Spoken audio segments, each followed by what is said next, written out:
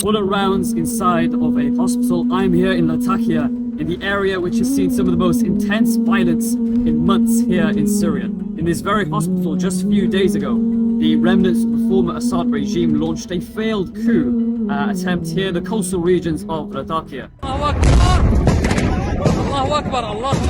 I think one thing we can all agree on is that whatever is happening in Syria, Twitter don't know what's going on. But we do know that, there's all sorts of disputes. We have to be clear about that, Roshan. Yeah, but also Ahmed al-Shara has made several speeches basically acknowledging that excesses have been committed and crimes have been committed. So you know, it would be wrong to kind of completely gloss over it. Yeah.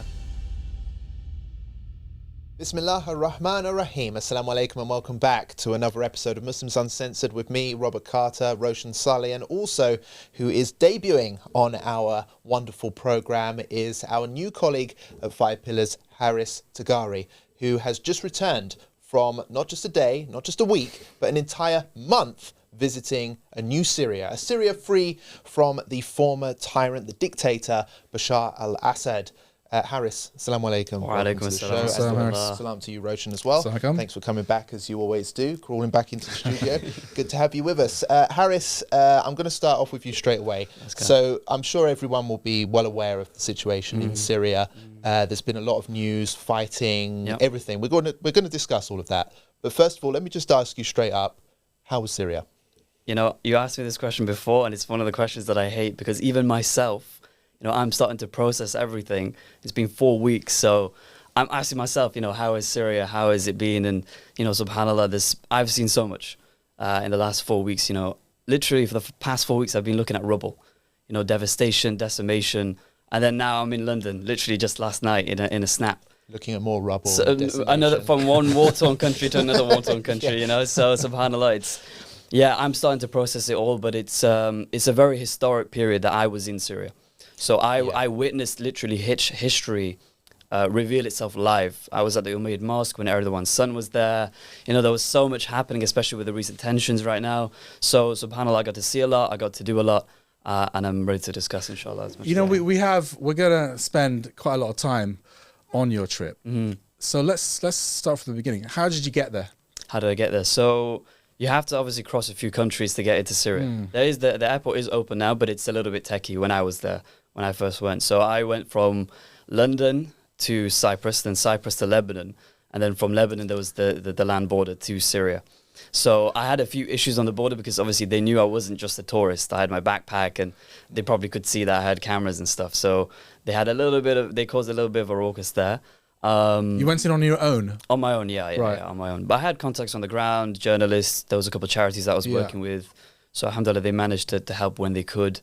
So what, they were just questioning like, who are you, why are you there? there? Who are you, why are you there, yeah. But if you're just a visitor going to Syria, you can go. If you're a British citizen, you can go, as of right now. So if anyone want to go on a holiday to Syria right now, they could go easily. They could fly into Damascus even. I don't know why they would want to go on a holiday to Syria, but you know. Well, it's an amazing place. It is. But at the moment, it is a little bit tensious. The tension's obviously high. So I crossed the border to Damascus, but the problem is the Lebanese, they actually can't go right now. There's a ban on Lebanese going into Syria. So there's a few skirmishes and things on the border. Yes. So somebody from Damascus had to come all the way to Lebanon to pick me up to bring me back to Damascus. So yeah, a lot of money for that one, I can't lie. So yeah, then I was in Damascus, and then for the rest of the time I was tracing up and down the country. So you were mainly in Damascus, but you went all around the country as well? Yeah. So I think about total 2 weeks in Damascus, just in the suburbs. Literally, there's so much to see just in the suburbs. In the south as well, you have Dara, you have especially with the Israeli occupation in the south as well. So I was most of the time in the south. Right. You did do a lot of filming there. Yeah. I think I might play out some examples of what you did, because what I liked is you did a mix of things. You was filming whilst attending Jummah prayer at the Umayyad Mosque, but you also went and did some reporting basically in Latakia as well, after the fighting had come to an end. I'll just play out a few clips from your visit to Syria.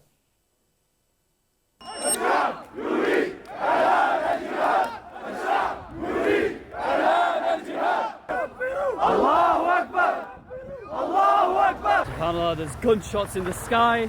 We've just prayed the first Jummah of Ramadan here in Dimashq in the Syria, after the fall of the Assad regime. In the Jummah khutbah itself, the Imam was holding a sword, which in Islamic tradition means a time of war and jihad.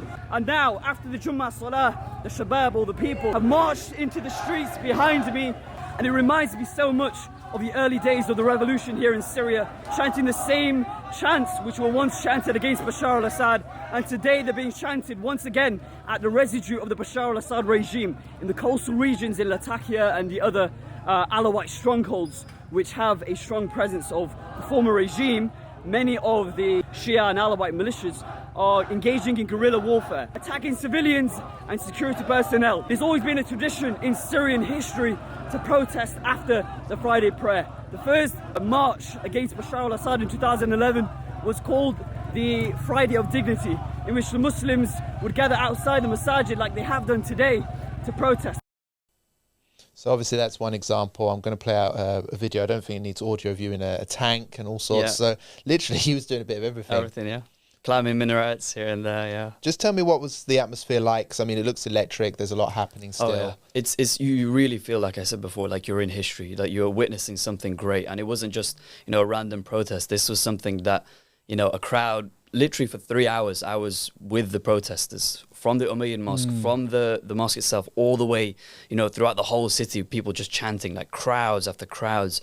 And then, just when you thought the crowd was going to dissipate, you have more crowds coming in from different corners of, the whole Damascus. All the mosques in Damascus basically marched onto the capital. Into the city center. So it was something huge. They were literally calling for arms against the residue, and also against Israel as well. Now, obviously, I think everyone right now, we'll talk about Latakia next, I think. Yeah. But I think when people think of Syria, especially when the mainstream media reports on it, or lefties or whatever, they're describing it now as basically being overrun by like radicals or jihadis. Yeah, it's basically like jihadi state or something. Just tell me, what's it like? What's it actually like going to Syria and speaking to Syrians? Are they like jihadists or whatever? I mean, it depends what you term as jihadists. Yeah, so, it doesn't mean anything, right? Yeah. I mean, they are very strong. That's what I can say about the Syrians. They are very strong about foreign occupiers, whether it's Israel, whether it's, a lot of misinformation on the news saying that the Syrians are fine with the Israelis in the south, they're pro-Zionists and they don't mind, having the incursions of the Zionists and the Israelis. The people on the ground were like, if we are ready, we have our arms, we have our munitions, we are ready to fight. It's just the government that's holding back. And of course, they have their reasons strategically, etc. But the people on the ground are very, very, they're full of energy. They are ready to repel any threat against their country, whether it's internal or whether it's external. So, for example, with the Iranian threat, the threat of those, Assad is aligned with Iran being, many people were against that, and they were, as you saw, almost 500,000 mobilized against the residue of the Assad regime, the very last strongholds in the coastal region. So they're very... one thing you can say is, sure, they want to have peace. They want stability. They've had 14 years of grueling warfare, and it's unmitigated. It's war, conflict after conflict, and they don't want that. And so, as you see with these protests, they're waving the flag of Syria. That, even with the Kurdish regions that are now being incorporated, there's been celebrations across Syria. People are happy. They want to celebrate. They want to have time to relax. They want to be with their families, and that is something that we're seeing with the Syrians. So, yes, they want to propel themselves into the future, but also they want to have stability and peace. Yeah, I know. That's one of the things which they've been criticised for, is obviously Israel's in there, and should Syria go into a new war, this time against Israel, after just coming out of a civil war? What should the authorities do about that? But I know Roshan's very opinionated about this, but let's talk about Latakia, because obviously that's what's been in the news over the past week or so. Intense fighting after... I think there was security forces were attacked on a highway. That led to a major escalation. A bunch of people were killed. This was by Assad loyalist forces, remnants of the former regime that operate in what was considered a stronghold of the regime back during the civil war. And as you can see from this type of footage, I mean, the fighting was brutal. The state went in, wanted to put them down for good, secure Latakia once and for all, and a lot of deaths being reported, intense fighting. It was crazy. And you were there at the time. Yeah. Just tell me, what was that like? Because you must have seen the change. The news broke, fighting happened, people dying, sending the security forces. You're there in Damascus. Just tell us how the shift changed. Everything was unfolding quickly. the protest you saw on Jummah was the day that it was announced that the new government are going to send security forces in to quell the unrest. So the atmosphere was very tense, very tense. Even in Damascus, there was a lockdown. You know, you have tons of soldiers, way more soldiers than you saw before. The compound in the Umayyad Mosque, that was closed off because obviously, you know, people can go in there and you know, protest pro-government forces. And so they wanted to basically keep civilians in their homes and things away from danger, bombings and things like that. So I went straight to Idlib, and then from Idlib I met with some journalists, some war reporters during the Civil War, and we made our way to Latakia. So we went actually a few days after the major unrest. So it wasn't as bad as it was, but on the way we saw bombed out cars, civilian cars that were shot, the roads were bombed and things like that. So, you know you're going into literally an active war zone. Yeah, absolutely. And a lot of security. What do you make of this? Obviously, human rights organizations have said something like 750 Alawites, civilians, were killed. So it does look as though kind of, I don't want to call them Sunni militias, but militias that are pro-government seem to have committed quite a few massacres as revenge killings, settling of scores. That does seem to have happened. Some are saying it happened with the blessing of the government, the HTS, Jolani, and some are saying no, they were basically just ordinary Syrians that were completely out of control, angry at the way the Alawites had basically supported Bashar under the previous regime, carried out atrocities, and they were just settling scores. What do you make of what happened? Yeah, so I mean, the statistic that you quoted is from the SOHR, which is the more the least reliable out of all the sources that have come out. They've had a track record of being, spreading misinformation. But with the SNHR, that's the one linked to The Hague, they've released a report today. And they've said that it's not 700 civilians, Alawites, being killed. Actually, it's 420 killed by pro-government forces. That includes both civilians and also armed personnel. And then 383 killed by the Alawites against, once again, security forces of the new Syrian government, including civilians. So the statistics have been widely inflated for some reason, for an agenda. It's almost as if the pro-Assadist forces wanted this to blow up as it did, so that they could obviously renew their victim card to suggest that it's something that the whole of Syria needs to revolt against the new government. So you have factions in the south that are aligned with Assad, also causing a little bit of havoc in the south. So it was their way of sort of mobilizing all the pro-Assad factions in Syria against Assad So in Syria, those figures aren't really believed. Yeah, absolutely. Or they're disputed. But, absolutely. But the fact is that some massacres did take place. Without a doubt, yeah. And the government has pledged to arrest those people that did that. And I'll be honest, I expected massacres of Alawites after the revolution happened in December. I thought that kind of anti-Assad elements would go into Latakia and Tartus and massacre Alawites as revenge for the past 60 years. It didn't really happen, did it? But it seems to have happened on a smaller scale. But you're saying a lot of it happened the other way as well. So there were lots of kind of, Sunnis basically massacred as well, both soldiers and civilians. And not even that, I don't really like to label it as a Sunni Alawite thing, because there's a lot of Alawites that really hated Bashar al-Assad and the new remnants are causing havoc. Even there was a video of an Alawite family saying that when the new Syrian government came in, we welcomed them. They were like brothers to us. So for many of these people, the Alawites hate the fact that they are linked to Assad just because they're Alawites. So even they're opposed to the unrest that is happening today. But we have seen, I don't want to gloss over this because I know we're going to get accused of glossing over it. So I actually want to address it. Sure. We have seen lots of horrific videos. Without a doubt. Can I play some of those out? Yeah, sure. So I have some of the clips here which have gone viral. We'll just play them out now. And what I'm trying to say is this is not Islam, right? Yeah. So this is a new government that claims to act in the name of Islam to a certain extent, right? With Islamic values, at least. This is not Islam. Yeah, so there's been many clips. I didn't use the most graphic ones because obviously there's people getting killed on camera and stuff like that. This is what's been coming out of Syria, this type of footage. So fighting age men in civilian clothes being rounded up, basically. A lot of them getting beaten up or humiliated. This particular clip went viral. making them bark like dogs and stuff like that. I think this is right what you're saying, Roshan. And there's a lot worse than this as well. There are actual executions. There is. As well, so this is a little bit watered down as well. It's undeniable that this footage is going around. The only thing I will say, Roshan, is I have noticed also a trend of misinformation. Oh, yes. So I think one thing we can all agree on is that whatever is happening in Syria, Twitter don't know what's going on. A lot of footage has come up from like the Iraq war period, and they're calling it Syrian. A lot of footage that's had the audio removed suspiciously. Obviously. There was someone accused of, there was a really upsetting footage of a girl, like a Syrian girl, getting beaten up by some guy. Turned out that that was an older news story of a dad beating up his daughter on camera. May that dog burn, for all I care. But it had nothing to do with what was going on in Latakia, but was being spread around saying, oh, here's another Sunni guy beating up some Alawite child randomly in Tartus or wherever. So basically, whatever is happening in Syria, we actually don't really know for sure. But we do know that, there's all sorts of disputes. We have to be clear about that, Roshan.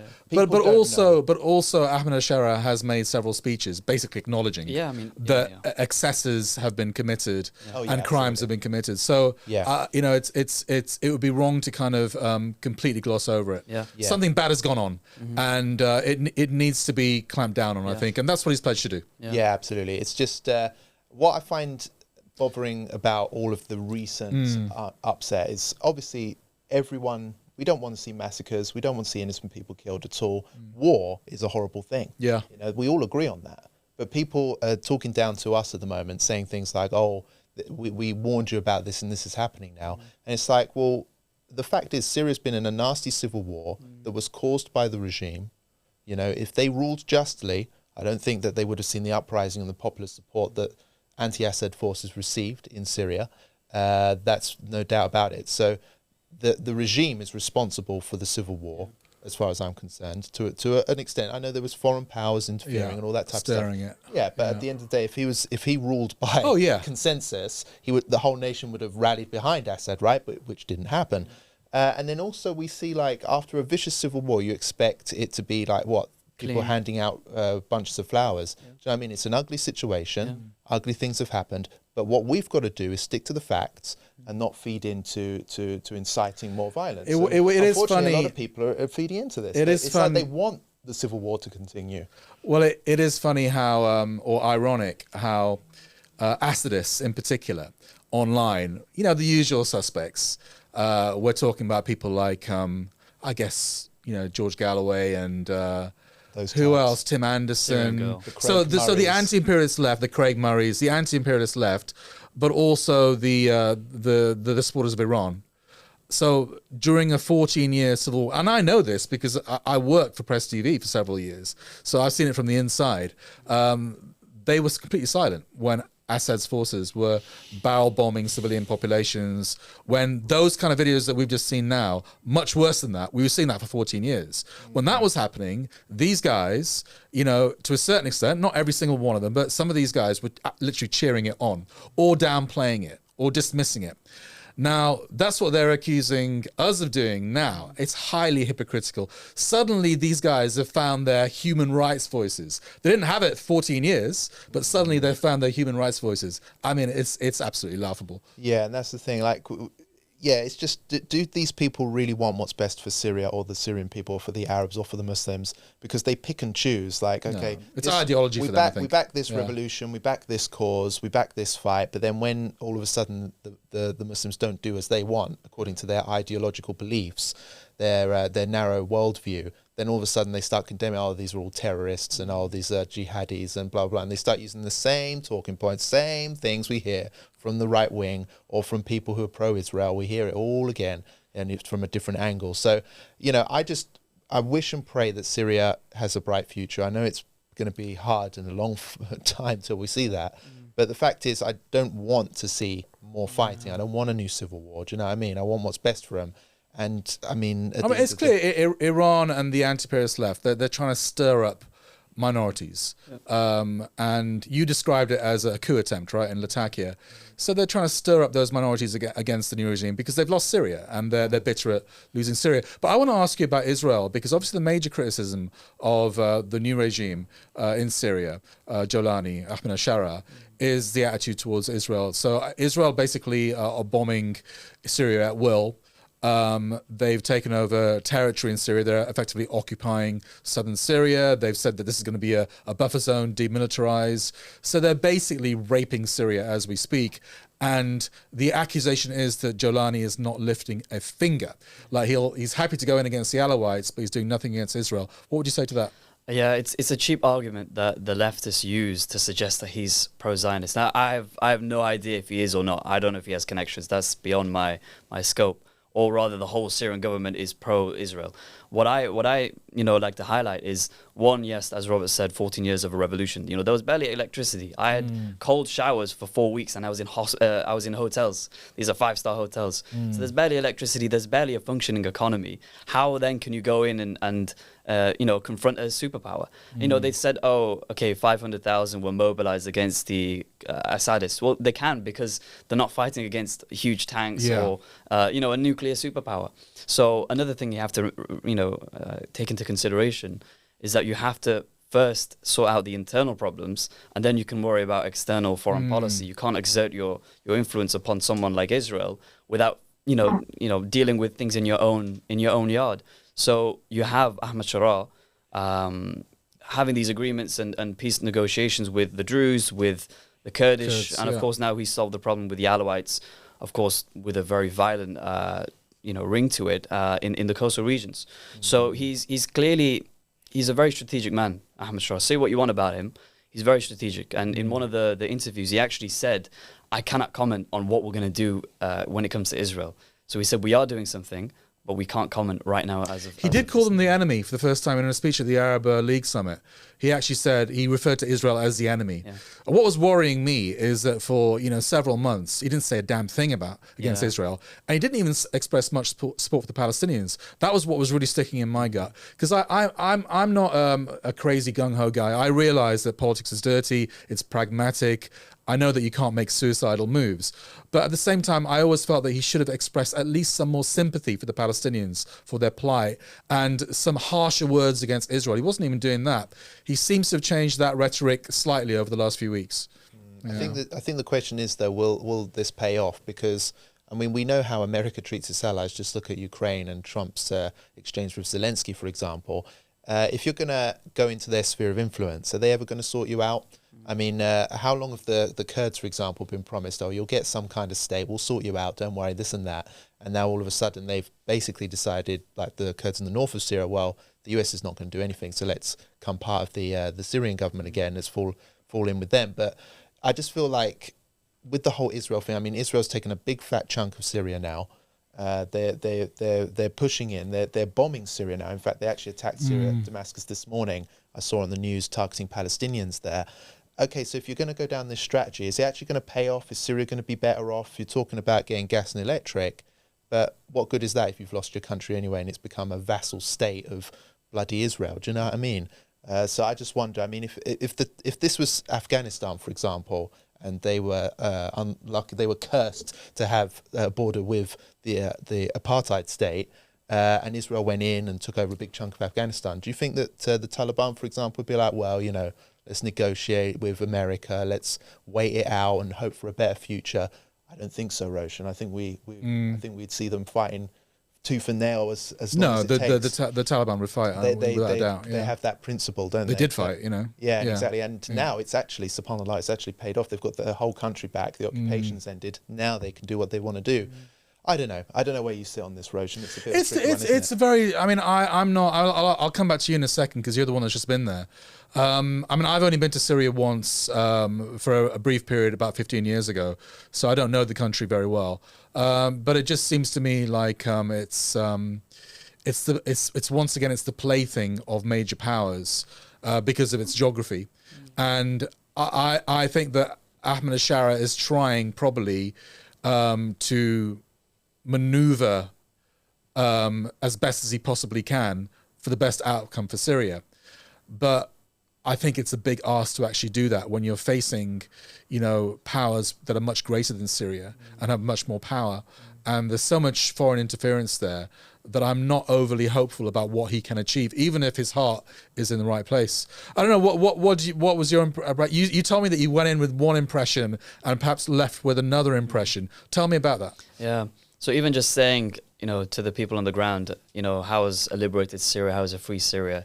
They bring up that, HTS and Ahmad Shara aren't the angels as some of the people outside of Syria present them as. They've had a track record of some dubious actions, especially in the Idlib region during the Free Territory. Yeah, imprisoning people and torturing people. Yeah. So I spoke to many, many people where they said their best friends were killed by HTS just because they spoke out against HTS. So HTS has gotten to its position where it's come to now because of a few dubious actions that it's done in the past. So these people don't just come into power willy-nilly. There's things that happen in the background. Yeah.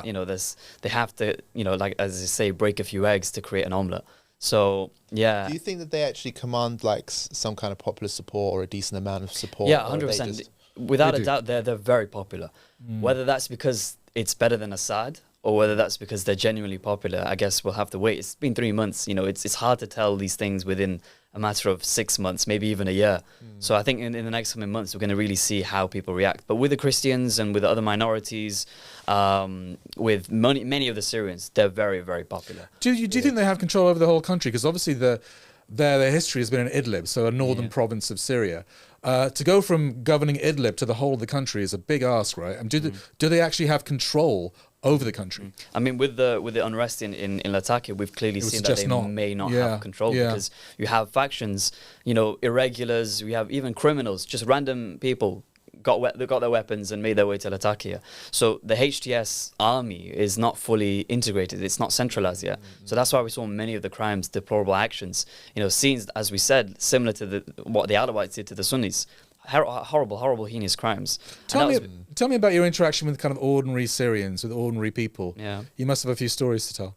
In what regards? Well, I don't know. I mean, what did you make of the Syrian people, and what were the highlights of your trip, would you say, and the highlights and the lowlights? They're very, very funny people, Syrians. Right. They're very laid back. In the most serious of situations, similar to the Yemenis, they're just sort of chill about it. So, we were driving past in the south where the Israeli army weren't too far away, and people cracking up jokes like, should we make our way to there, and things like that. So you can tell they have a soul, but sadly a lot of that has been lost. Some of them are pessimistic, and especially with everything that's happened. It's really heartbreaking with Syrians, because the things, I haven't been to Syria, but for example, if I go to Lebanon or Turkey, which I have been, you meet many Syrians, because obviously that's where many fled to. And in Turkey, for example, there's this thing where there's a lot of racist nationalist Turks who are not very religious, and they hate on Syrians because they think of them as like foreign aliens who are ruining their economy, and they treat them like filth, in some cases. And Syrians are like Palestinians, very similar. Beautiful people. Like, honestly, if I could give my life to make Syrians happy, I would, because they're such a beautiful people, beautiful culture, very good heart. They would treat you like a king. Just because they've learned you're a guest or something like that. And to see them in Turkey, struggling, being mistreated and stuff like that was very, very heartbreaking. So I hope the situation will come back where they can go back and rebuild some kind of life for themselves. What would your message be to British Muslims if what attitude should we have to the new Syria? Oh. In what regards? How do you mean, like with the government? Should we be supportive? Should we be pessimistic? Should we be cautious? Mixed feelings? I have a problem, and someone brought this up to me as well.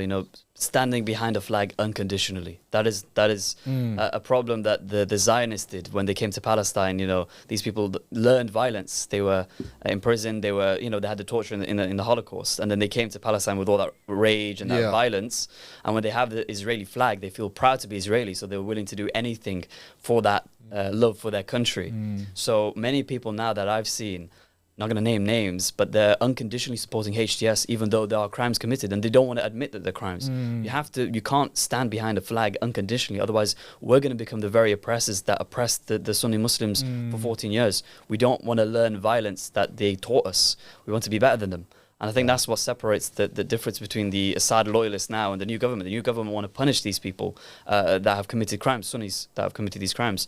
But the Assads, of course, they don't want to. That's not within their scope of interest at the moment. So my message to the Muslims of Britain is to be cautionate and challenge the government where it's best so that we can create a better Syria for the future, not so that we can cause more unrest and more division. You know, when someone does something wrong, we criticize them, not because we want to criticize them and we Not find for its sake, for the ego, but we criticize them to make Syria a better place. Do you think there's any possibility that the Assadists could make a comeback? No. Or they're just too small and insignificant No, now? they're finished because the Alawites are like less than 10% of the population. They had the only reason they were able to run for so long was because of the militias of Hezbollah, Russia, Afghanistan Iran, and Pakistani Shias that went. So now they're all gone.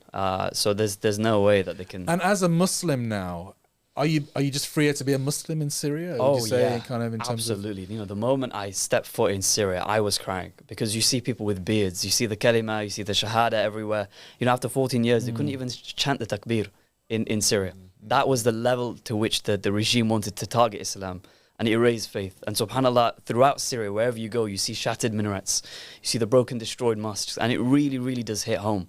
Because here in England, we have masjids and, you know, we get to pray in them. We don't value it.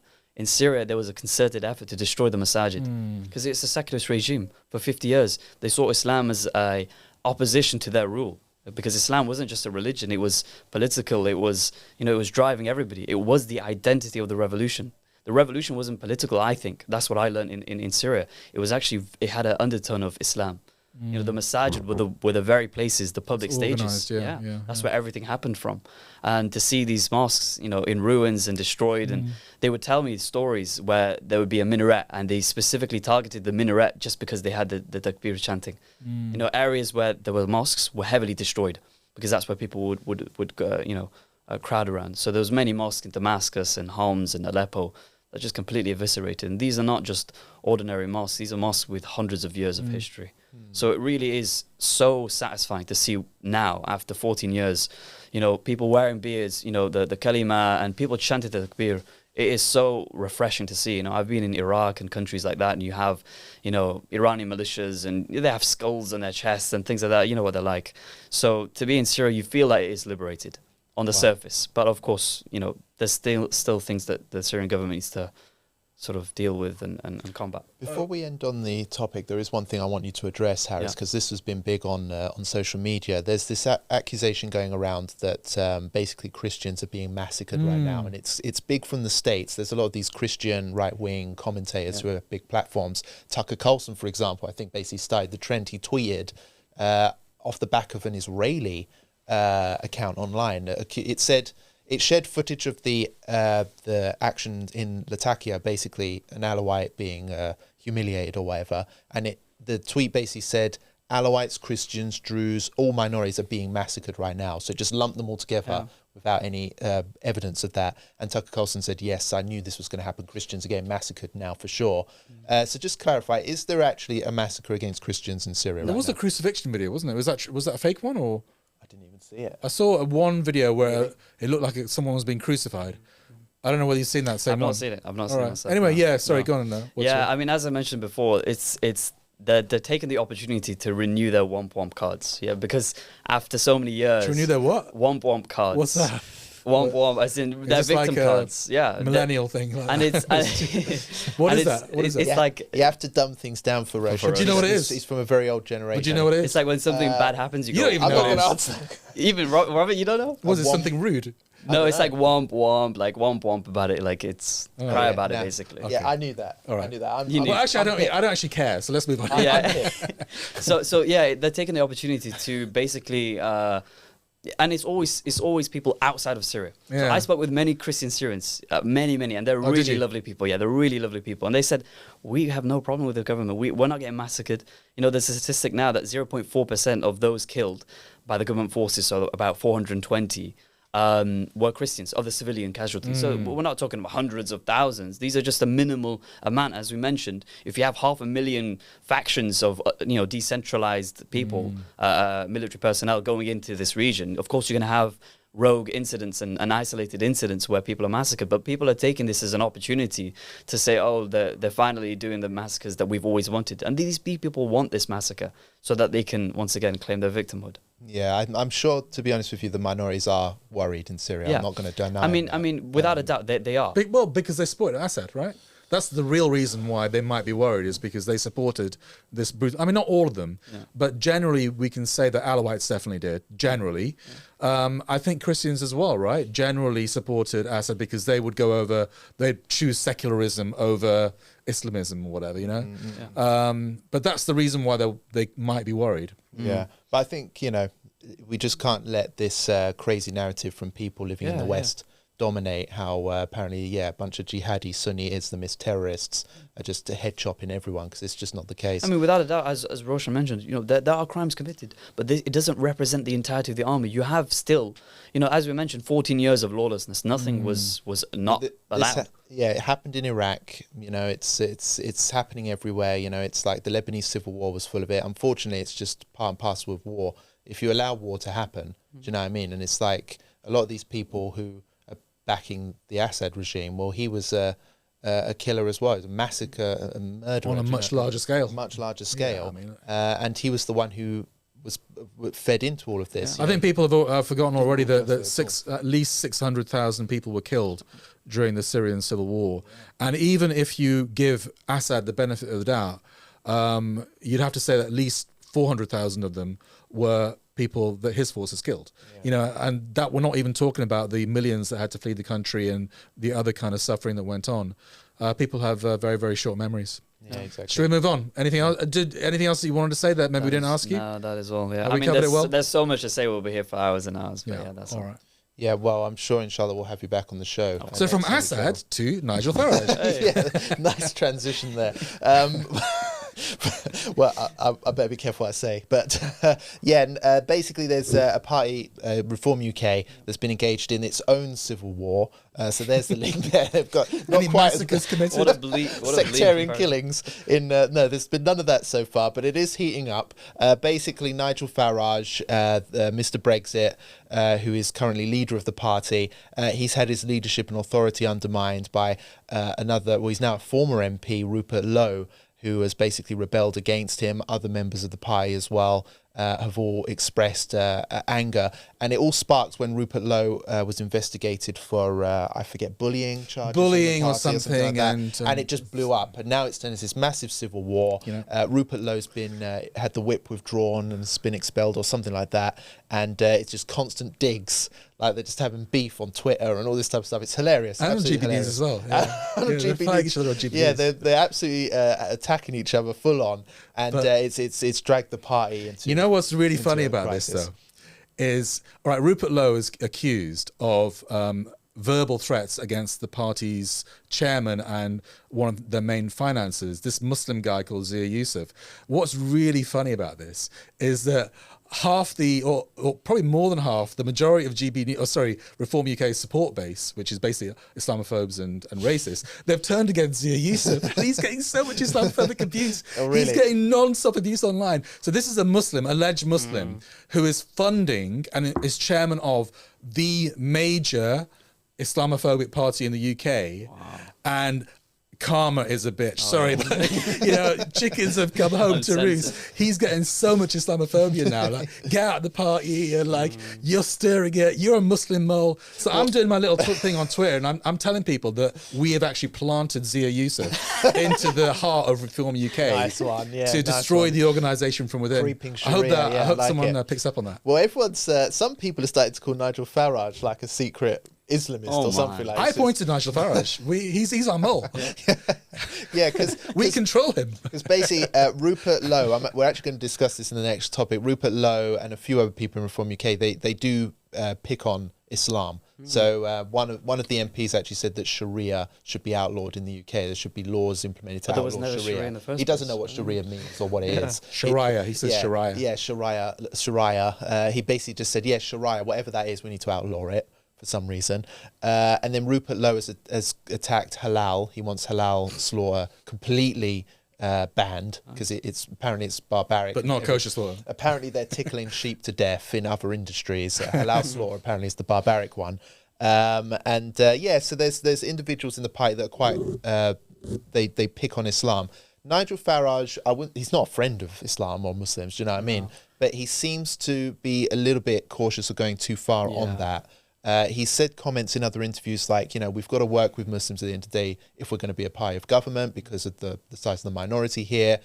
He's also refused to accept Tommy Robinson into the party. He doesn't like his endorsement, has actually criticised him publicly. So Nigel Farage, he's a complete... he's a pragmatic politician. He's a pragmatic politician. He knows he wants his party to be electable. Yeah, exactly. And he's not someone who we should feel relaxed with. I mean, we need to take this party down politically. Just to clarify that point, no violence. I've just come back from Syria. I'm already a target. I don't want to be. No violence, but politically we should peacefully use democratic means to take them down once and for all. But there's a civil war here, and I think as Muslims we've also got to be pragmatic and just enjoy it, but also realise that this party could be a party of government. And if it's going to be, who's going to be the leader of that party? Do you know what I mean? There are bad options, and there are even worse options. That's what. But a lot of the MPs in Reform UK and supporters, they've got massive egos, and they're multimillionaires in their own right, and they're just people that are used to calling the shots. And I think Nigel Farage is finding it quite difficult to kind of manage these massive egos in his party. But it's quite fun to see. Do you think that it's all... they're talking about being a party of government now. They're really blowing them up, and they're giving Farage a lot of press coverage. They can't win the next election. Not without a deal with the Tories. Do you think that it's all just hot air and... No. I think if they come to an agreement with the Tories, they have a clear majority in Parliament. So that's by their own they can't govern, even if they come first in the polls, because of the way of the how the electoral system works. They would still only get 100 seats in Parliament, even if they actually win the most votes in the election. It's crazy, I know, but the electoral system favours the Labours and Tory. But if they do a deal with the Tories, definitely they could do a coalition government and Labour would be minority. So they're a serious threat. I'm just wondering if it's talk and that actually during the election they might go a bit rubbish, because it's like Rochdale and things like that. In the by-election, they were talked up as being like one of the favourites to win, and then it turned out they were one of the worst performers. Yeah, but I think they did well in the general election. They got more votes than Muslims did, right? And they had a significant vote in the general election. Their popularity has increased since. As Britain goes more down the pan economically and people get more disgruntled, they're only going to get more popular. Well, you think they could survive this civil war? Because I just see it as like it's doing fairly well. It's doing all right. And already it's like killing itself with this civil war. We have to kind of infiltrate Reform UK and keep pushing we have Islam to activate ourselves within Reform UK and to ensure that... Our Muslim agents. Yeah. All right. Well, it's a good strategy. So we're doing that 5 pillars. We're working on it. But I think that's something that the Muslim Vote campaign probably needs to start prioritising. Yes. Gaza's been the big thing in the last election. We got some independent MPs in there. Galloway lost, but we got other independents in. I'll just mention that he did lose. By the way, just to kind of reiterate, Galloway is a thing of the past with the Muslim community. So since his favorite dictator Assad fell, he has been targeting Muslims, including 5 pillars. But generally Muslims, saying some very derogatory things after we won him the by-election and as well. And his mates have been his mates I'm not sure if it's Galloway himself, but his mates have certainly been kind of manipulating the anti-terror laws and saying that we should be on some kind of watch list and stuff like that. So they're now targeting Muslims. So no Muslim can work for the Workers' Party. Any Muslim that is still a candidate for the Workers' Party, that is giving money to the Workers' Party, that is standing for the Workers' Party or voting for the Workers' Party, shame on you, because this is not a party that represents Muslims or should have anything to do with Muslims. And whenever they stand in elections, we will be there. We will be there. Yeah, well, there you go. There's a promise, something to look out for in the next election. That's a promise, George. That's a promise. So you keep doing what you're doing. That's a promise. We're going to be there. Yeah, exactly. But before we move on from Reform UK, there is something I wanted to play out, because as a result of this crisis, it's really eating them up, and I think that they're feeling the pressure a little bit. Lee Anderson, one of the MPs for the party, he was filmed in a weird confrontation with a famous Remainer activist who believes Britain should be back in the EU. He's known for hanging around Westminster and basically heckling MPs. I haven't seen this. Over Brexit. See what... I think we should watch this because I think this is a sign that Reform UK are in real trouble. They're feeling the heat here. You're a liar, you're a cheat, you're a coward, and you're a charlatan. And the Reform Party, you get rebadged. You're like a bully. You're like a playboy. By the way, have you got a job yet? I'm self-employed, I pay tax too. Mate, you're unemployed. No. You keep getting your words mixed up. Self-employed. Unemployed. Bima, follow me, loser. What you are, Steve, is you're a scrounger. Am I now? Oh, You're a drain on the public finance. You're a... Well, you'll be able to prove that. You are a man of interest. Are you saying I'm on benefit? Are you saying I'm on benefit? Man of interest, DWP. This is an MP lying through his teeth. Anyway. Who votes for idiots like this? Who votes for idiots like you? How many parties have you been in, Lee? You just jumped ship wherever it suits you. What was that? You can't. What was that? No, he did. He did. Now this is easy. That's such a British He altercation. assaulted his hat. Yeah. He started it. Yo, we should doorstep Lee Anderson. I think he likes to bite. Wearing hats. Like he wouldn't walk away, would he? He'd want to have an argument. Yeah, he is a bit of a Larry Git, to be honest with you, 'cause he does like to have a row with people every now and then. I reckon Lee Anderson started. Any man that touches another man's hat has got it coming. Do you know what I mean? Yeah, you've got to be arrested for that, surely. I mean, poor hat. We need to put him in trial. Oh, wow. But Reform UK, Loonies, they're in trouble. They're in trouble. We're approaching the end of the show, but there was one thing which I championed, I think is the right word to use, online whilst you was in Syria. As I mentioned earlier, Rupert Lowe, the MP for Reform, who's engaged in this battle with Nigel Farage on Twitter, he also attacked halal slaughter on Twitter, which went viral. It got over 4.1 million views, and it's part of a right-wing trend, an obsession over halal slaughter. He basically said that it's unnecessarily cruel, that he's deeply concerned for animal welfare, and that halal slaughter, not the industry, halal slaughter specifically, the way that Muslims do it, is an issue and needs to be banned and is basically barbaric. And this is something that comes all the time. Halal slaughter. Every time there's a Tesco's store that opens a tiny little halal shelf somewhere or something like that, they get condemned for it, and then there's a boycott call for Tesco's and Asda's because they've allowed this evil halal slaughter in. And, I just tweeted about it and responded to it because obviously, we got to stick up for ourselves. But interestingly, Rupert didn't condemn kosher slaughter by any means, even though people were urging him to do so, to dare him to do so in the comment section. What do you make of it, Roshan? Because we've seen this story come up so many times, I think, just attacks on halal slaughter, calls for it to be banned. Yeah, it's a right-wing talking point, isn't it? Like no-go areas and Sharia zones and all that kind of stuff. And all that stuff. I think if you really care about animals, I don't believe these people really care about animals. It's just a way. What is this? We're seeing Hawaii here, are we? Or kind of this is like. Oh yeah, that's very significant. It's the Maldives, right? Okay, right. Yeah. So basically, look, if they, I don't believe they care about animals. It's just a stick to beat Muslims with. But if they do care about animals, I think the issue here is that they're not getting stunned before they're slaughtered. But you know what? The funny thing is about that, most halal meat in this country, the animals are stunned before slaughter. That's a statistic that was released. About 80%. I thought it was haram to stun them first. Well, that's the debate. Right. But a lot of Muslim industry in this area, they do stun anyway. So it's a totally stupid point. All right. But basically, like from what I know about halal meat, basically the bottom line is this argument only makes sense if you're a vegan. If you're not a vegan, you're not allowed to have an opinion about it, basically. Because at the end of the day, it's like I said earlier, they're not tickling these animals to death. Yeah. They're putting them in a slaughterhouse and they're massacring these cows. Do you know what I mean? They're massacring them, killing chickens or whatever. So unless you are against all forms of animal slaughter, if you're a vegan, it makes perfect sense. I can have that debate with you.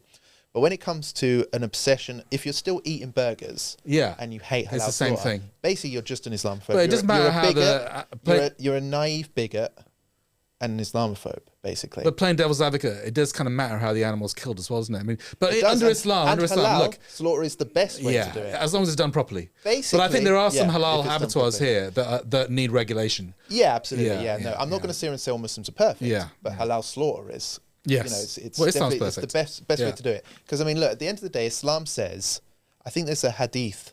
I think it was a saying from the Prophet sallallahu alaihi wasallam. I think he basically said that you shouldn't make your stomach a graveyard for animals. So Islam, you shouldn't overeat animals anyway. You know, you should respect and treat animals well. You should mostly have a nice, humble diet. Do you know what I mean? So this idea of mass slaughtering animals is not. We do Islamic eat too anyway. much meat, don't we? We Crazy. We do. Yeah, We do. yeah. There's no doubt about it. And I think that the how we eat and how we live in this life, we need to fix a lot of things. But if you're talking about halal slaughter Yeah. being some kind of issue, I mean, it's basically the best way. Do you know how they do it? If they take animals to slaughterhouses, they see the instruments of their death. They're in a panic state when they get stunned or shot in the head or whatever, and then they get killed. That ain't humane. Do you know what I mean? In a proper halal setting, you're supposed to like Hide give the the blade. animal, yeah, hide the blade, give the animal a nice life, feed it proper food. Do you know what I mean? Give it a nice life. And even after the animal's dead, my argument is halal slaughter is best because they know how to clean the animal. The reason that Jews do the way they do and Muslims do the way they do is because we abstain from dirty animals like dogs and pigs, which non-Muslims eat, depending on where you are in the world. They clean the meat properly, get all that blood out, because the blood's where freaking diseases come from. Yeah. So get all the blood out, clean that meat, and you're served up on your plate a nice fresh bit of chicken or whatever. But I mean, if you just, so basically halal slaughter should be the only slaughter. I argue. I think we should argue back. So non-Muslim Only slaughter should be banned. We should outlaw That's what we're every calling other for. form of slaughter except halal slaughter. Right. That's my position on it. And if you argue against it, but you still eat meat, you're a bigot. Do you know what I mean? That's my thing on it. All right, Robert. Yeah. Do you agree? Robert agree. has a rant. You agree with I me? agree. I think I'm You on agree with me? Robert's side with this Yeah, one. good. So Harris is with me. Yeah, You better be on my side. Yeah, no, better be on I'm my side on more my Islam show. the better. Yeah, You of better course. be on my side yeah, in this okay. show. Well, otherwise, right? what? You're going to slaughter me? You're Yeah. going to halal slaughter me? I might do. Yeah, be careful. All right. So all we've got left is the iftar. Yeah, I was going to Iftar ask you because going back to Syria, you were in Syria during Ramadan. Yeah. It must have been a special atmosphere during Oh, Ramadan. it was, You were traveling? Were you fasting, or were you Of course, every day you're fasting? Yeah, of course. And literally wherever I went, people were just saying, "Come to my house, I'll give you iftar." So obviously, I'm shooting my camera, I'm recording things, and people know I'm a journalist. Yeah. So they always ask you, "Are you Muslim?" Which is crazy because Do you I'm speak any Arabic? Do No, you manage none. to? Oh, right. So, but they spoke broken English. But everywhere I went, they just bringing me in for iftar. We're at a commander of one of these brigades. We're eating at his house, and he let me sleep at his house. And the crazy thing about Syrians is that they have a specific room in their house for guests. and that, Even if their house is bombed, we went to a house which was like raw torn, and they had a room for guests. And they would always give the best room for the guests. Yeah. So subhanAllah, that's another example of the kindness of the Syrians. Yeah, it's a wonderful culture, wonderful people. And I noticed you're wearing your bish. Straight from Damascus. Syria. Yeah, it was Beautiful, freezing. I've never shivered yeah? more on a trip than in Syria. Yes, it cold can there. get very cold, can't Yeah, it? it was almost in the north. It was like -3, -4. No And way. actually, it was. I preferred it to be cold because you really, really empathize with the people. Yeah. Yeah. I was in like a hotel. Sometimes I'll be at guest houses and things like that, and I was shivering. You can imagine being in a tent, no heating, having to do wudu in cold water. I can't remember the last time I had a shower in cold water, hot water in Syria, because everything's just cold. Everything's cold. And even in prison, Sednaya, for example, that place was a dungeon. And to be there in person, you hear stories and you see things, but to be there in the actual place where it happened, to feel the cold, and subhanAllah, it's very interesting to be there at this time in Ramadan. Are we going to finish off the show? We've got our iftar Got the event. iftar. Oh, our iftar event. I thought you were talking about the Labour Party PR stunt iftars, which still are happening, by the way. But No, I think it's something we can discuss. We did discuss on the other show, but I think our iftar. So that's my camera, is it, Jamal? Yeah. So brothers and sisters, we have 4 days to go or 3 days to go before our iftar in London, in West London. You can still buy tickets online. I think Robert will put a link in the description of this episode, inshallah. I think we still have about 20-30 tickets that we can flog. So if you want to come and meet the team, I'll be speaking, Robert will be speaking, Dilly will be speaking, Haris will be speaking. We're going to have plenty of amazing people in the room, familiar faces from the Muslim community, influencers, movers and shakers. It'll literally be the who's who of the Muslim community. So if you want some of that, as well as, you know, great networking opportunities, great food, the opportunity to meet me, Robert, Dilly, Haris, etc., to chat Muslim affairs, chat Five Pillars, chat what's happening in the Muslim community, do come along, inshallah.